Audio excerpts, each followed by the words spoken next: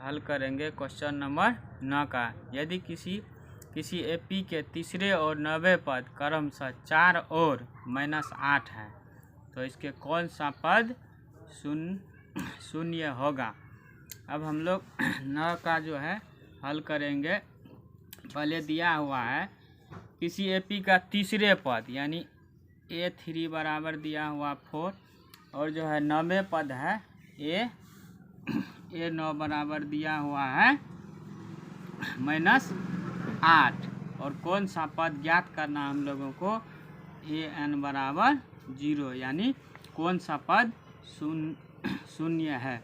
तो A3 को हम लोग लिख सकते हैं यानी AN के फार्मूला पर AN बराबर होता A plus N-1 into D। इसी प्रकार A3 को हम लोग लिख सकते हैं A प्लस 3 - 1 इंटू D यानी A प्लस 2D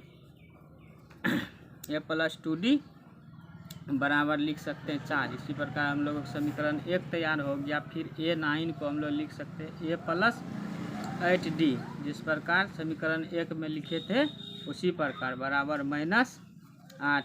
इस तरीक़ा से हम लोगों का समीकरण 1 और 2 बन कर के तैयार हो गया। अब हम लोग समीकरण 1 एवं समीकरण 2 को हल करने पर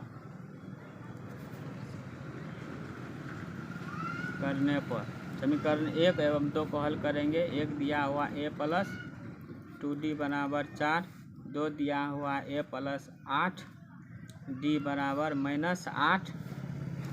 प्लस प्लस दोनों से मिल रहा है पहला पद तो गुना नहीं करेंगे क्रॉस मल्टीप्लिकेशन। तो A प्लस A क्या हो जाएगा प्लस प्लस क्या होगा माइनस। A हम लोगों का कट गया। 2 में से 8 घटाएंगे यहाँ पे कम संख्या यहाँ पे अधिक, इसीलिए 2 में से 8 घटाने पर हम लोगों का आएगा -6D। यहाँ पे 4 प्लस में है 8 जो है क्या माइनस में है तो 4 में से 8 घटाएंगे यानी प्लस माइनस क्या हो जाएगा हम लोगों का प्लस। 8 4 क्या हो गया 12 तो D बराबर हो जाएगा 12/6 -6 तो 6 दूनी 12। D का मान हम लोगों को निकल गया -2। समीकरण 1 में यही जो D का जो मान है समीकरण 1 में रखने पर समीकरण 1 हम लोगों का दिया हुआ यहाँ A प्लस 2D बराबर 4। समीकरण 1 में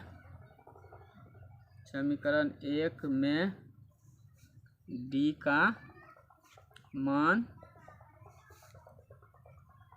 रखने पर समीकरण 1 में D का मान रखने पर समीकरण 1 हम लोग लिखेंगे A प्लस 2D बराबर 4। D का मान हम लोगों कितना निकाले थे हल कर समीकरण 1 और 2 को जो हल किए थे D का मान निकला है -2 तो D के स्थान पे हम लोग क्या दे देते हैं -2 बराबर 4 यानी ये हो जाएगा हम लोगों का 2 दूनी 4।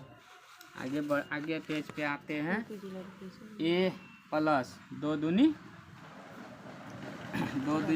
4 का है कि माइनस हो गया। यहाँ माइनस था पहले से बराबर 4 प्लस माइनस क्या हो जाएगा माइनस यहाँ पे क्या है 4 माइनस A -4 होगी माइनस में बराबर का उस साइड भेज देंगे तो क्या हो जाएगा प्लस में। A बराबर हो गया 4 + 4 यानी 8 हो जाएगा। ये दोनों को जोड़ने पर प्रकार A का मान हम लोगों को क्या निकल गया 8। क्वेश्चन में कह रहा है कि कौन सा पद शून्य है यानी AN बराबर क्या है 0। हम लोग जानते हैं AN का AP का सूत्र था यानी AN बराबर होता है A plus N-1 into D।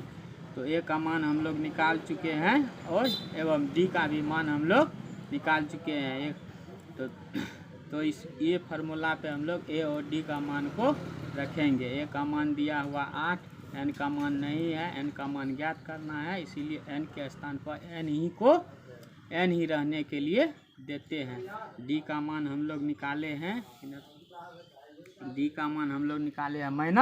-2। यही D के स्थान पर -2 रखने पर ये हो जाएगा यहाँ तो ए एन बराबर 0 दिया हुआ है, इसीलिए यहाँ पे 0 दे देते हैं।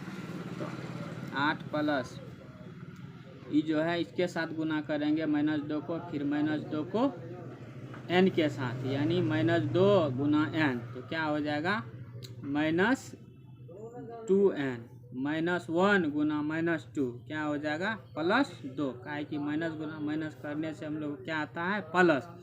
अब जो 8 और 2 ये समान कैटेगरी का यानी समान जाति को जोड़ते हैं, तो 8 2 10 हो गया हम लोगों का, यहाँ पे 10 हो गया, यहाँ पे -2 दिया बराबर की इस साइड 0 दिया हुआ है पहले से,